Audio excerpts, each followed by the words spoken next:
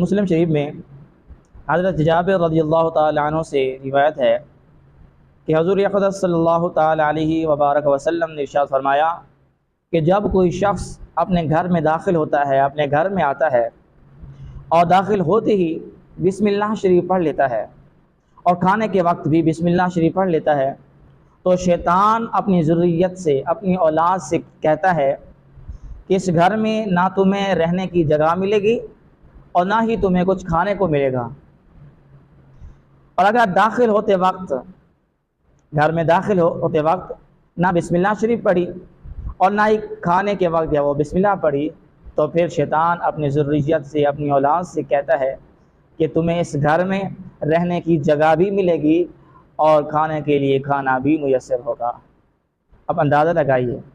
कि बिस्मिल्लाहिर्रहमानिर्रहीम पढ़ने की कितनी बरकत है कि इंसान घर में दाखिल हो रहा, अपने घर में दाखिल हो रहा है, कदम घर में रखा है तो बिस्मिल्लाह शरीफ पढ़ ले, तो शैतान और शैतान की ज़ुर्रियत से उसका घर जो है वो महफूज हो जाएगा और घर पर रब ताला की रहमतों का नुज़ूल होगा। लेकिन अगर उसने बिस्मिल्लाह शरीफ नहीं पढ़ी, घर में दाखिल हो गया, तो शैतान उसके साथ जो अंदर दाखिल हो गया। इसी तरह खाने पर बिस्मिल्लाह नहीं पढ़ी तो खाने में भी वो शरीक हो गया। अब वाज़ेह तौर पर आका अलैहिस्सलातु वस्सलाम का फरमान अलीशान मौजूद है जो कि सही मुस्लिम शरीफ के अंदर है, और हज़रत जाबिर रज़ियल्लाहु ताला अन्हु के जो है वो रिवायत करने वाले हैं।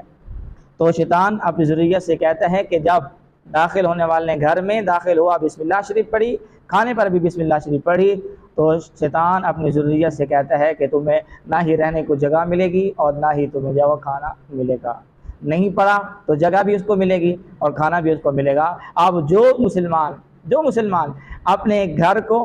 शयातीन से और शैतान की ज़ुर्रियत से महफूज रखना चाहता है और अपने खाने में उनको नहूसत से पाक करना चाहता है, उनको शामिल नहीं करना चाहता, तो फिर उसको चाहिए कि ये याद रखे कि जब भी घर में दाखिल हो तो बिस्मिल्लाह शरीफ या वो पढ़ ले, और जब भी खाना शुरू करे तो उस वक्त भी बिस्मिल्लाह शरीफ पढ़ ले। रब ताला हमें अमल करने की तौफीक अता फरमाए।